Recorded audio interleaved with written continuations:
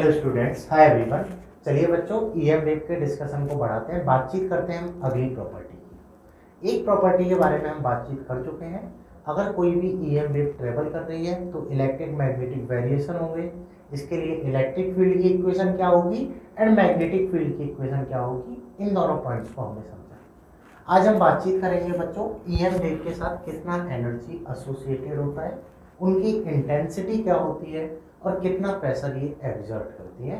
That means remaining properties के बारे में हम बातचीत करने वाले हैं। तो हमारा देखिए अगला पॉइंट बन के आता है बेटा, एनर्जी एसोसिएटेड विद ईएम।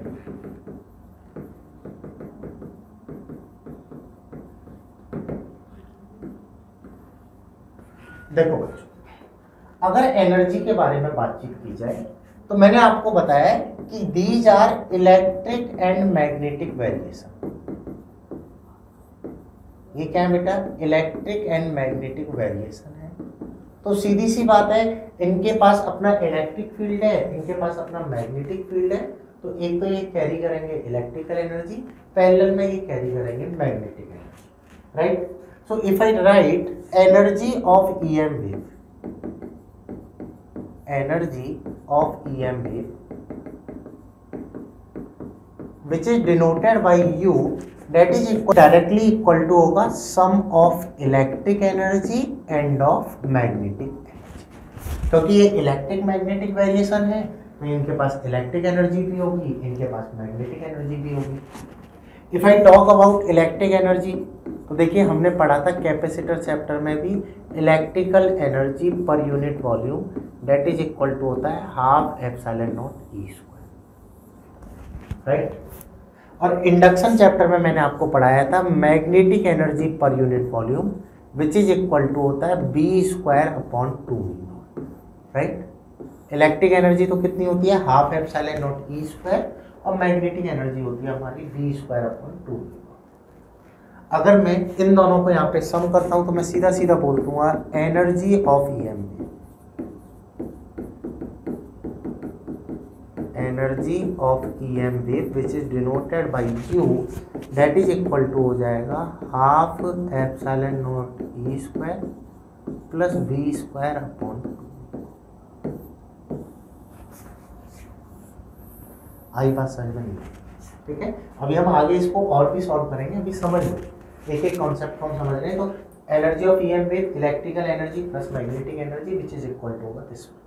अब देखिए यहाँ पर अगर बेटा मैं बातचीत करूँ, जितनी इसके पास इलेक्ट्रिकल एनर्जी होती है ना उतनी ही इसके पास मैग्नेटिक एनर्जी। इस बात को प्रूव भी कर सकते हो।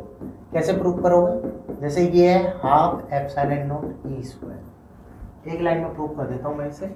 अगर मैं इसको लिखना चाहूँ तो हाफ एप्सिलॉन नॉट ई को मैं बोल सकता हूँ बेटा ई डेट इज इक्वल टू होगा सी बी का सी बी। कैसे लिखा? हमने पढ़ रखा है ये E upon B that is equal to होता है सी, राइट? तो अगर मैं यहाँ पर लिखूंगा तो ये हो जाएगा half epsilon naught C square B square. और देखिए value of C speed of light which is equal to होता है 1 upon root mu naught epsilon naught, और इसको वैल्यू पुट करने पे आता है 3 × 10⁸ मीटर पर सेकेंड। इलेक्ट्रिक और मैग्नेटिक वेरिएशन है, इसलिए इलेक्ट्रिक और मैग्नेटिक प्रॉपर्टीज से स्पीड ऑफ लाइट मिलती है जो कि आती है 3 × 10⁸ मीटर पर सेकेंड। अगर मैं ये वैल्यू पुट करूँगा epsilon naught upon 2, C square को लिख दूँगा 1 upon mu naught epsilon naught multiplied by B square. तो यहाँ से प्रूफ हो गया half epsilon naught E square that is equal to होगा एप्सिलॉन नॉट से एप्सिलॉन नॉट का बी स्क्वायर अपॉन 2। ठीक है, जितनी इसके पास इलेक्ट्रिक एनर्जी होती है उतनी ही मैग्नेटिक एनर्जी होती है। बस मैं आपको कॉन्सेप्ट इसलिए पूरा डिटेल में समझा रहा हूँ ताकि आपके दिमाग में फिट भी हो जाए। तो देखिए टोटल एनर्जी मैंने क्या बताई, that is half epsilon naught E square plus B square upon 2 mu naught, right? अगर मैं यहाँ से लिखूँ इसे तो total energy half epsilon naught E square B square by mu naught को भी क्या लिख सकता हूँ half epsilon naught E square, क्योंकि दोनों इक्वल है। अभी प्रूव किया है। ओवरऑल टोटल एनर्जी ये कितनी बन गई? Epsilon naught E square. और यहाँ पर ये जो ई है ये होता है बेटा हमारा ERMS which is equal to होता है E0/√2। ERMS क्या होता है? E0/√2। अगर ये वैल्यू पुट करोगे तो एनर्जी ऑफ EM वेव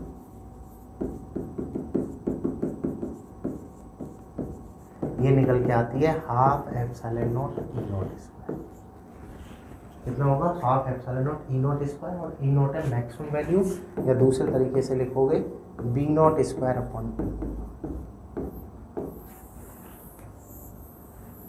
आई बात समझ में? तो बेटा हमारी जो सेकंड प्रॉपर्टी आती है EM वेव के साथ, क्योंकि एनर्जी एसोसिएटेड है, अगर इसके बारे में आपसे पूछ ले तो इसको आप बड़ी आसानी से लिख सकते हो। Energy associated with EM wave which is equal to होगा आपका 12ε0 E0²। E0 होगा बेटा amplitude of EM, maximum value of electric field. This is the maximum value of, right? आगे बात समझ में? तो ये तो हो गया बेटा हमारा बेसिक कॉन्सेप्ट कि अगर कोई EM वेव ट्रेवल कर रही है तो उसके साथ जो एनर्जी एसोसिएटेड होगी वो क्या होगी, किस तरीके से हम इस एनर्जी को लिख सकते हैं। कोई डाउट आएगा? नहीं? ठीक है। ध्यान देने वाली बात क्या है कि जितना इसके पास इलेक्ट्रिक एनर्जी है उतना ही इसके पास मैग्नेटिक एनर्जी, ये एक ध्यान देने वाली बात है। ठीक है, टोटल एनर्जी ये होगा। न्यूमेरिकल कैसे बनेंगे, न्यूमेरिकल की हम बातचीत करेंगे। तो सेकंड प्रॉपर्टी तो होगी बेटा एनर्जी के बारे में। अगला पॉइंट समझ लो, अगला आता है बच्चों पॉइंट इंटेंसिटी के बारे में। इंटेंसिटी ऑफ EM, इंटेंसिटी क्या है? देखो बच्चों, intensity of EM wave define करने से पहले हमें इंटेंसिटी को समझना होगा। इंटेंसिटी टर्म का मतलब क्या है? सीधा सा मतलब है, जैसे मान लो ये कोई भी एक सोर्स है, इस सोर्स से लाइट इमिट हो रही है, ठीक है, दैट मीन्स एनर्जी रिलीज हो रही है और ये एनर्जी ऑल पॉसिबल डायरेक्शन में रिलीज हो, करेक्ट। अगर मैं यहाँ पर चेक कर रहा हूँ r डिस्टेंस पर इसकी कितनी इंटेंसिटी आ रही है जिसकी पावर सोर्स की P है, so here we define intensity which is denoted by I, that is equal to होता है power incident per unit area. That is equal to क्या होगा? Power incident per unit area. अगर हमें कोई भी पॉइंट सोर्स दिया हुआ है, for point source I can write intensity that is equal to होगा P अपॉन एरिया होगा अपना 4πr²। इंटेंसिटी क्या होगी? P अपॉन 4πr², ठीक है। क्योंकि एरिया क्या होगा, ये स्फीयर फॉर्मेट में फैलेगा, इसलिए यहाँ पर r डिस्टेंस पर लिखोगे तो एरिया जो बनेगा स्फीयर का डेट इज 4πr²। अगर हमें बेटा कोई भी लीनियर सोर्स दिया हुआ है, ठीक है, ऐसे ये कोई लीनियर सोर्स है, इसके कारण जो लाइट फैलेगी वो पूरा सिलेंड्रिकल फॉर्मेट में फैलेगी। अगर मैं इसके लिए इंटेंसिटी की बातचीत करूँगा तो इसके लिए बेटा हमारी इंटेंसिटी बन जाएगी पावर अपॉन एरिया, और यहाँ पर एरिया होगा 2πr। कहने का मतलब क्या है कि पॉइंट सोर्स के लिए जो इंटेंसिटी है वो r² के रेस्पेक्ट में वेरी करेगी, और अगर लीनियर सोर्स है तो यहाँ पर इंटेंसिटी r के रेस्पेक्ट में वेरी करेगी। वहाँ पर तो कैसे वेरी करती है बेटा? r² के रेस्पेक्ट में, और यहाँ पर हमारी कैसे वेरी करेगी? r के रेस्पेक्ट में।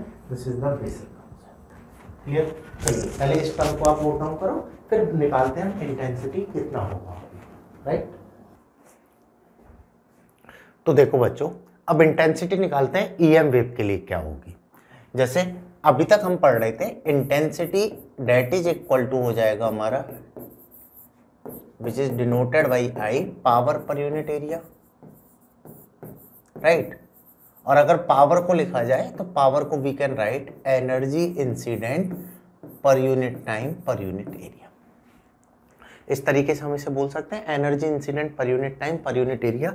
हालांकि इसका डेरिवेशन बिल्कुल भी इंपॉर्टेंट नहीं है, डायरेक्टली फॉर्मूला याद रख सकते हो, लेकिन तब भी आप समझ सकते हो अगर समझना चाहो तो। एनर्जी होगी अपनी 12ε0 E0², ठीक है। एनर्जी तो कितना होगा? 12ε0 E0² upon of area multiplied by time, ठीक है।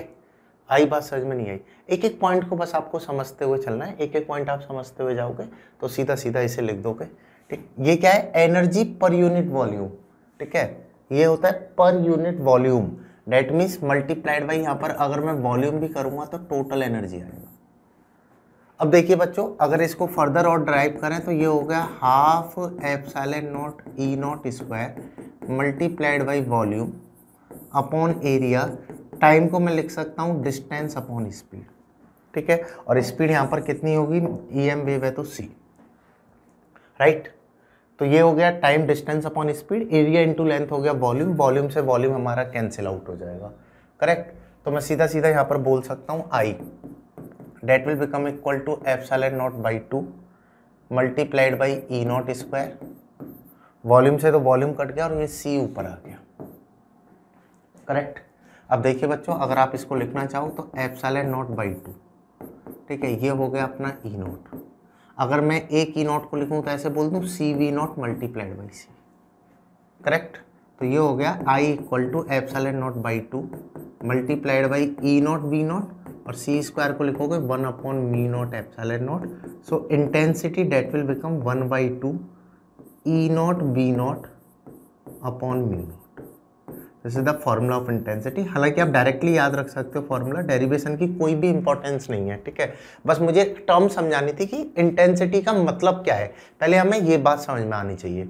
अगर हमें इंटेंसिटी का मतलब समझ में आ गया, किस तरीके से वो वेरी करती है, तो फॉर्मूला होगा दिस वन। और इस बार बेटा जेई मार्च अटेम्प्ट 21 में एक क्वेश्चन इस पे आया है, ठीक है। मार्च अटेम्प्ट पर एक क्वेश्चन भी आया था यहाँ पर इस फॉर्मूला पर। इंटेंसिटी होगी half E naught B naught upon mu naught, correct. E naught हो गया amplitude of electric field, B naught हो गया amplitude of magnetic field, mu naught is a magnetic permeability, right.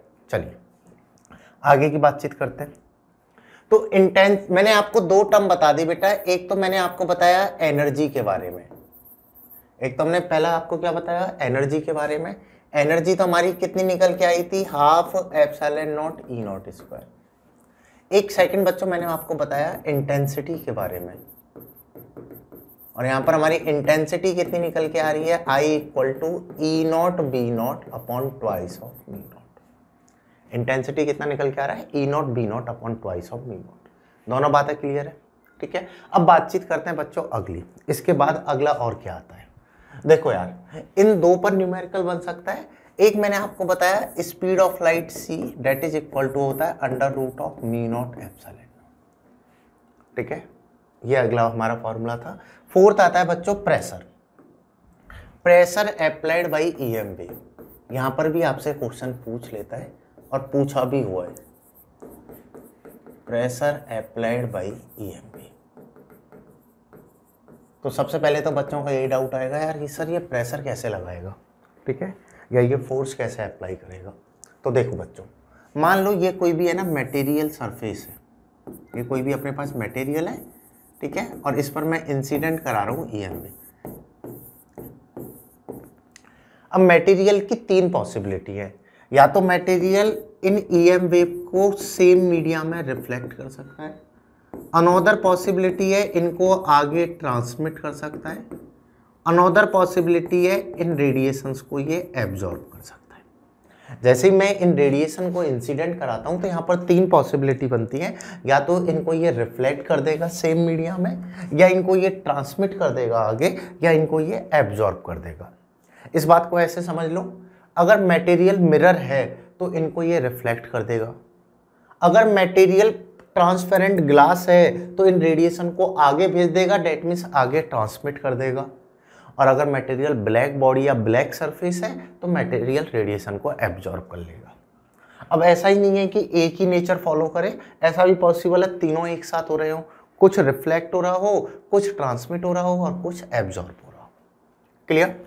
Ultimately अगर मैं बातचीत करूं बेटा, ये पहले एक इन्होंने इनिशियल मोमेंटम कैरी किया था, इस नेचर के कारण रेडिएशन का मोमेंटम में चेंज होगा, और मोमेंटम में चेंज होगा तो यहाँ फोर्स अप्लाई होगा, right.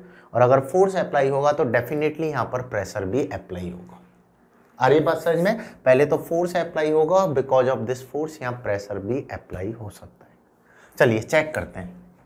Let's say let initial linear momentum, initial linear momentum that is equal to है p, ठीक है। अब मैं यहां पर पहला केस ले लेता हूं, नाउ मटेरियल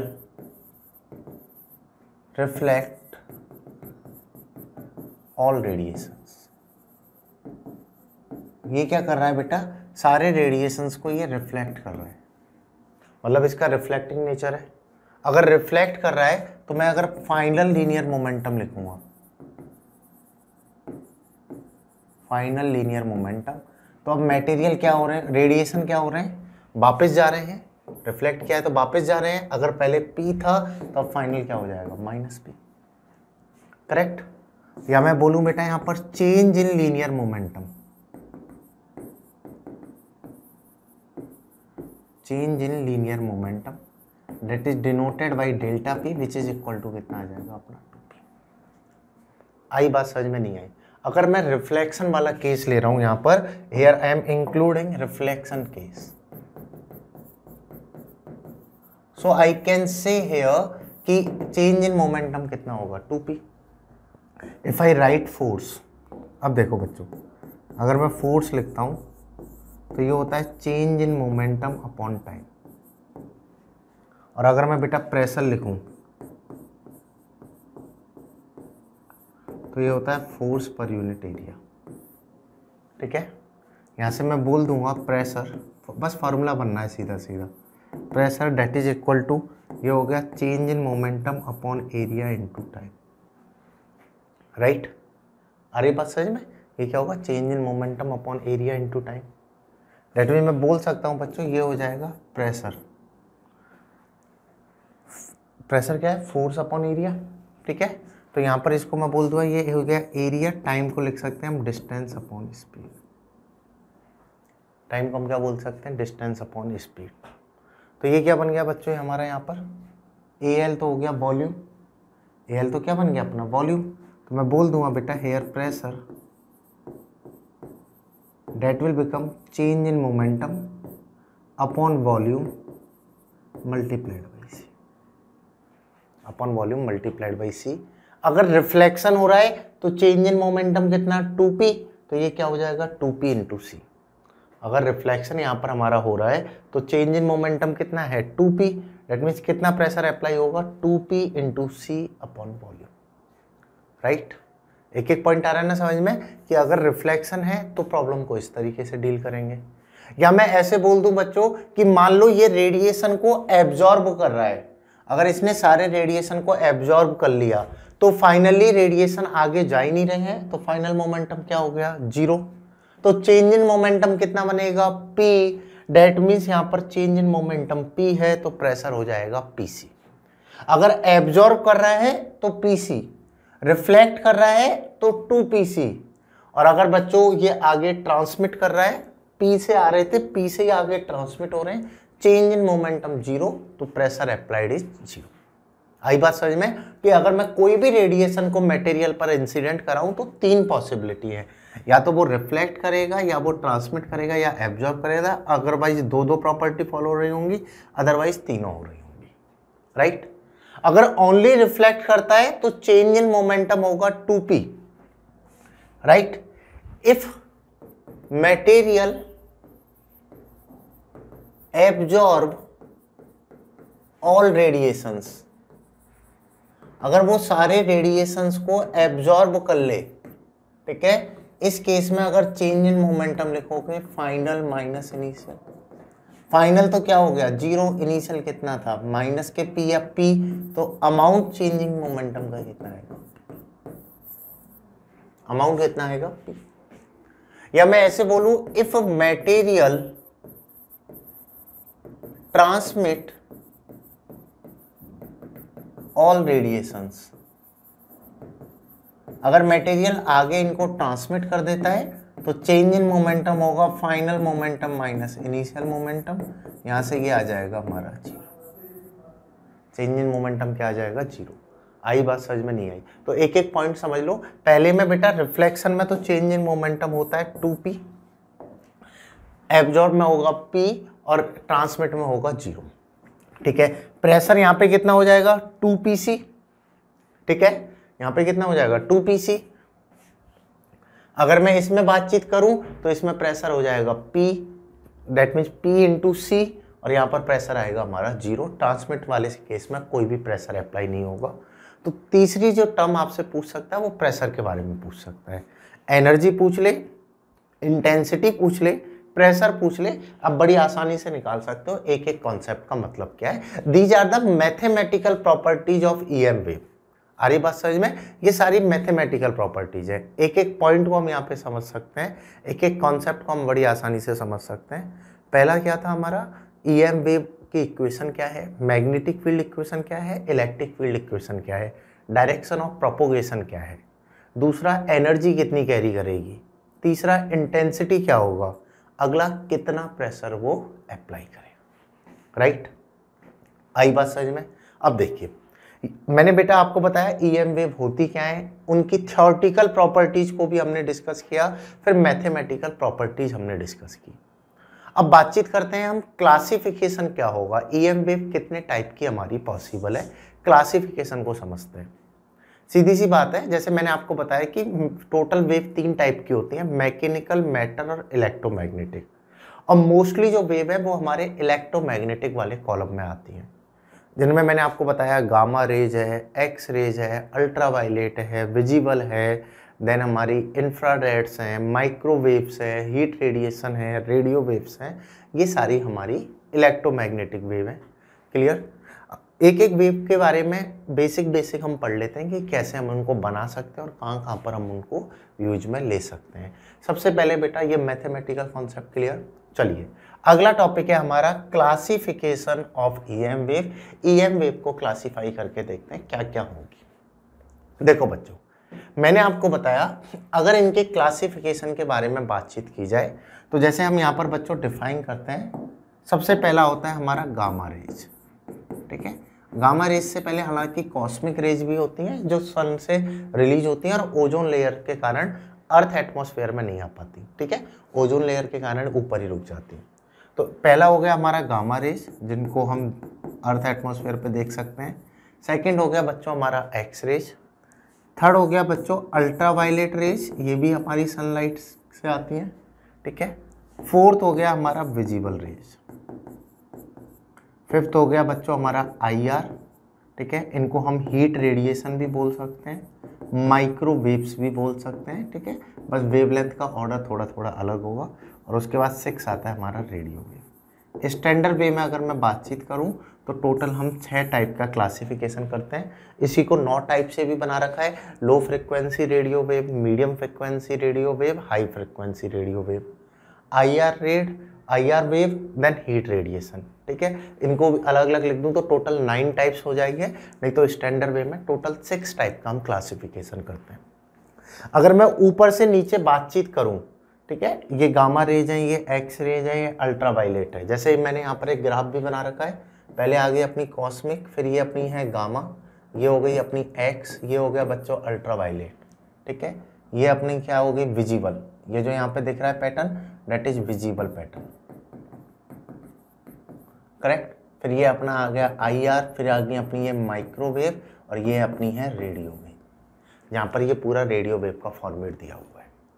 राइट, अगर मैं यहाँ पर बोलूँ ऊपर से नीचे आप आओगे तो इनकी वेवलेंथ इंक्रीज होती हुई चली जाएगी। जैसे जैसे मैं गामा रेज से रेडियो वेव तक जाऊँगा तो इनकी वेवलेंथ क्या होती जाएगी, इंक्रीज होगी। और आपने पढ़ रखा है frequency that is equal to velocity upon wavelength. अगर वेवलेंथ बढ़ेगा तो फ्रीक्वेंसी क्या होगा, घटेगा। तो इनकी फ्रीक्वेंसी कम होती हुई चली जाएगी। और फ्रीक्वेंसी अगर कम हो रहा है, हमने पढ़ रखा है एनर्जी इज एच न्यू, अगर फ्रीक्वेंसी कम होगा तो इनकी एनर्जी भी कम होती हुई चली जाएगी। तभी तो रेडियो वेव की फ्रीक्वेंसी सबसे कम है, एनर्जी सबसे कम है। करोड़ों बिलियंस ऑफ रेडियो वेव यहाँ पर घूम रही हैं। जैसे मैंने बोला ना, कम्युनिकेशन में रेडियो वेव यूज में लेते हैं, मोबाइल से रेडियो वेव निकल रही है, हर जगह से रेडियो वेव है। अगर हाई एनर्जेटिक होती तो ये तो हमें भी पेनिट्रेट कर जाती, तो काफ़ी सारे लॉसेज हो जाते। लेकिन इनकी फ्रिक्वेंसी तो काफ़ी कम है, इसलिए हमें पेंट्रेट नहीं करती या बहुत ज़्यादा लॉसेज नहीं होते। नहीं तो हीट हमें फील हो रही होती है अगर ज़्यादा इनकी फ्रिक्वेंसी होती तो। क्लियर? तो देखो बच्चों, अगर मैं क्लासिफिकेशन में बातचीत करूं, जैसे जैसे हम ऊपर से नीचे उतरते हुए जाएंगे, इनकी वेवलेंथ इंक्रीज होगी, फ्रिक्वेंसी डिक्रीज होगी, इनकी एनर्जी भी डिक्रीज होगी। क्लियर है ये वाली बात? ठीक है। अब देखो एक एक वेव के बारे में मैं समझा देता हूं। अगर बेटा मैं यहाँ पर गामा रेज की बातचीत करूं, देखो गामा से पहले कॉस्मिक भी दिया है। कॉस्मिक का जो सोर्स होता है, ठीक है, ये होता है सन। लेकिन सन से ये लाइट आती है, अर्थ एटमॉस्फेयर में एंटर नहीं कर पाती, उससे पहले ही ओजोन लेयर इसे रोक लेती है। ठीक है, ये काफ़ी हार्मफुल है। ठीक है, काफ़ी ज़्यादा हाई एनर्जेटिक रेज है। इवन कोई भी पार्टिकल, कोई भी बॉडी इसके कांटेक्ट में आते ही within a microsecond में वो छोटे छोटे पार्टिकल एटम्स में स्प्लिट हो जाएगी, या मैं बोल दूँ पूरी तरह से जल जाएगी। सबसे ज़्यादा हाई एनर्जेटिक है, तो ये हमारे अर्थ एटमॉस्फेयर पे नहीं आ सकती और ना ही आनी चाहिए। अगर एक बार आ गई तो जहाँ पे ये आएगी वहाँ पे सब कुछ तबाह हो जाएगा। क्लियर? तो फिर आती है बेटा गामा रेज। अब देखो एक एक पॉइंट इनका समझते हुए जाना, बस सुनना है आपको। गामा रेज ये प्रोड्यूस होती है न्यूक्लियर रिएक्शन से। जैसे आपने पढ़ रखा है कि न्यूक्लियर फिजन और न्यूक्लियर फ्यूजन। ठीक है, फिजन होता है, एक फ्यूजन होता है, छोटे छोटे न्यूक्लियाई का मिलके बड़ा बनना फ्यूजन, और बड़े का छोटे छोटे में टूटना होता है फिजन। तो जो भी न्यूक्लियर रिएक्शन होती है, इनमें जो एनर्जी रिलीज होती है वो गामा रेज के फॉर्म में होती है। ये पूरी एनर्जी गामा रेज के फॉर्मेट में रिलीज होती है। क्लियर? तो ये कहाँ से मिलती है हमें? न्यूक्लियर रिएक्शन से। जैसे न्यूक्लियर मिसाइल है, न्यूक्लियर बॉम्ब है, अगर इन ये एक्सप्लोड होते हैं तो इनसे गामा रेज निकलती हैं, और इनकी फ्रिक्वेंसी सबसे ज़्यादा है। वेवलेंथ ऊपर से नीचे बढ़ रही है, मतलब इसकी वेवलेंथ सबसे कम है, और वेवलेंथ कम है तो फ्रिक्वेंसी सबसे ज़्यादा है, फ्रिक्वेंसी ज़्यादा है तो एनर्जी भी ज़्यादा है, इसलिए ये बहुत ज़्यादा हार्मफुल होती है। ठीक है, कहाँ पर यूज में ले सकते हैं? अगर इनके यूज की बातचीत करें, जैसे एक टेबल मैं इधर बना देता हूँ। पहला हो गया गामा रेज प्रोडक्शन, तो कैसे हो गया? Bye nuclear reaction. ठीक है, न्यूक्लियर रिएक्शन से आप प्रोड्यूस कर सकते हो इनको। यूज कहाँ पर हो गया? इलेक्ट्रिसिटी प्रोडक्शन में यूज में ले सकते हैं। बस सुनने वाली बात है, एक एक करके बस समझ लो, बहुत ज़्यादा डिटेल में भी हमें नहीं जाना है। इलेक्ट्रिसिटी प्रोडक्शन में हम इनको यूज में ले सकते हैं। सेकेंड आते हैं बच्चों फिर एक्स रेज। एक्स रेज का यूज तो आपको पता है, मेडिकल पर्पज में यूज में लेते हैं। ठीक है, ये बात तो सबको पता है। बनती कैसे हैं बेटा एक्स रेज? तो इलेक्ट्रॉन्स को जब मैं मेटालिक सरफेस पर इंसिडेंट कराता हूं तो एक्स रेज प्रोड्यूस होती है by collision of electron, collision of high moving high speed electron with metallic surface. इस तरीके से एक्स रेज को प्रोड्यूस किया जाता है। ठीक है, और इनको मेडिकल पर्पस के लिए हम यूज में लेते हैं। अगला आता है बच्चों अल्ट्रा वायलेट रेज। देखो दो सोर्स हैं, एक तो सनलाइट इसका सोर्स है, ठीक है, दूसरा एटॉमिक एक्साइटेशन। आपने पढ़ रखा है, अगर n = 1 ऑर्बिट में कोई भी इलेक्ट्रॉन आ रहा है तो ये रिलीज करेगा अल्ट्रा वायलेट रेडिएशन। क्लियर? तो ये हो गया अपने ultra violet radiation. Heating purpose के लिए हम यूज में ले सकते हैं। फोर्थ होता है विजिबल रेज। देखो बच्चों, विजिबल को अगर मैं फर्दर बातचीत करूं तो विजिबल ही वो रेज हैं जिनके कारण हम देख पाते हैं, और टोटल ये 7 कलर्स में स्प्लिट होती हैं विवग्योर, जिसको हम क्या बोलते हैं? विवग्योर। ऊपर से नीचे आता हूं तो वेवलेंथ तो बढ़ती है, इसकी होती है ऑलमोस्ट 400 नैनोमीटर, इसकी होती है ऑलमोस्ट 700 नैनोमीटर। राइट? तो ये हो गई हमारी बच्चों विजिबल रेज। ठीक है, ऊपर से नीचे आने पर यहाँ पर वेवलेंथ हमारी बढ़ने वाली है। राइट? कॉन्सेप्ट आ रहा है समझ में? अगर बच्चों मैं इनकी बातचीत करूं तो इनको प्रोड्यूस कैसे करोगे? एटॉमिक एक्साइटेशन से बनती है। आपने पढ़ रखा है ना, अगर इलेक्ट्रॉन n = 2 में आ रहा है कहीं से भी तो ये रिलीज करेगा विजिबल रेज, ये रिलीज करेगा विजिबल रेज। ठीक है, देखने के काम आती है। करेक्ट? अगली अगर बातचीत करें तो फिफ्थ हो गई बेटा अपनी इंफ्रारेड। ठीक है, और इसी में हमारे आगे जैसे हीट रेडिएशंस को भी मैंने इसमें ले लिया। या बेटा मैंने यहाँ पर ले लिया माइक्रोवेव्स को भी, करेक्ट। तो ये कहाँ से प्रोड्यूस हो गई, एक तो हीट एनर्जी से प्रोड्यूस होगी और एटॉमिक एक्साइटेशन से तो ये बनती है, ठीक है। एटम में n इक्वल टू 3 में इलेक्ट्रॉन आएगा तो IR रेज निकलेंगी, 4 में आएगा IR, 5 में आएगा IR, 6 में आएगा IR रेज। अगला होता है बच्चों रेडियो वेव। अब मैंने बताया रेडियो वेव 3 टाइप की हम बोल देते हैं, लो फ्रिक्वेंसी, मीडियम फ्रिक्वेंसी और हाई फ्रिक्वेंसी। अलग अलग मोड ऑफ कम्युनिकेशन के हिसाब से अलग अलग फ्रिक्वेंसी की रेडियो वेव जरूरत होती है, ठीक है। टीवी और मीडिया कम्युनिकेशन के लिए अलग फ्रिक्वेंसी चाहिए, इंटरनेट के लिए अलग फ्रिक्वेंसी चाहिए, मोबाइल कनेक्शंस के लिए अलग फ्रिक्वेंसी चाहिए। इस हिसाब से अलग अलग फ्रिक्वेंसी की बोलते हैं।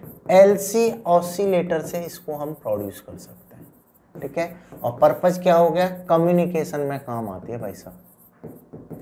तो ये एकदम बेसिक सा कॉन्सेप्ट है बच्चों, क्लासिफिकेशन ऑफ EM वेव, जिसमें हम ये समझते हैं कि EM वेव होती क्या है। आ रही बात समझ में, कौन कौन से टाइप की हमारी EM वेव है। फ्रीक्वेंसी रेंज को अगर आप देखोगे तो इनकी देखो बेटा, फ्रीक्वेंसी रेंज होती है 10 टू द पावर 20 के फॉर्मेट में। इसकी तो कितनी होगी, 10 टू द पावर 20 के फॉर्मेट में। एक्सरे की 10 to the power 18, ultraviolet 10 to the power 16, visible 10 to the power 14, ये 10 to the power 12, 10 to the power 10। और रेडियो वेव्स की अगर बातचीत की जाए तो 10 टू द पावर 2 से 10 टू द पावर 8, ये इनकी फ्रीक्वेंसी की रेंज होती है, ठीक है। बात आ रही है समझ में। तो बस ऑर्डर आपको समझ लेना है, अगर कोई भी बेसिक क्वेश्चन आ गया, आसान क्वेश्चन आएगा सीधा सीधा, तो आसानी से हम उसे अटेम्प्ट कर पाए। ये है बच्चों हमारा EM वेव का कॉन्सेप्ट, जहाँ पर हमने समझा EM वेव होती क्या है, उनकी थ्योरेटिकल प्रॉपर्टीज क्या है, मैथमेटिकल कॉन्सेप्ट क्या है और कितने टाइप की ये पॉसिबल है, क्लासिफिकेशन इनका क्या है। मैं यहाँ पर रिकमेंड करूँगा एक बार आप इसके लिए NCERT की रीडिंग जरूर लगाओ। EM वेव बहुत छोटा सा चैप्टर है, एक बार NCERT की रीडिंग कर लो ये चैप्टर समझने के बाद, तो आपका पूरा कॉन्सेप्ट क्लियर हो जाएगा। सारी चीज़ें आप सारे क्वेश्चन नीट एग्जाम में सॉल्व कर पाओगे इस चैप्टर के, आपको और कुछ भी एक्स्ट्रा पढ़ने की ज़रूरत नहीं पड़ेगी। क्लियर। तो बच्चों यहाँ पर चैप्टर समझने के बाद बस एक NCERT की रीडिंग लगानी है, ये आपका टास्क है, फिर आप न्यूमेरिकल वगैरह अपने अटेम्प्ट कर सकते हो, ठीक है। तो अपना ये हो गया पूरा इलेक्ट्रोमैग्नेटिज्म का डिस्कशन। इसमें अगर आपकी कोई भी क्वेरी आती है पूरे 12th के फर्स्ट पार्ट में, तो you can ask on your Telegram group, otherwise you can post your comment on YouTube channel, right. तो हम ट्राई करेंगे कि आपकी क्वेरीज क्लियर हो जाए। बस आपका एक ही काम है, डॉक्टर बनने का जुनून अपना सुपीरियर हो और हमें डॉक्टर बन के मानना हो। आई बात समझ में। चलिए बच्चों, तो फिर इस चैप्टर को तो यहीं एंड करते हैं, फिर बातचीत करेंगे हम अगले चैप्टर की, वो अगले लेक्चर में। So wish you all the best.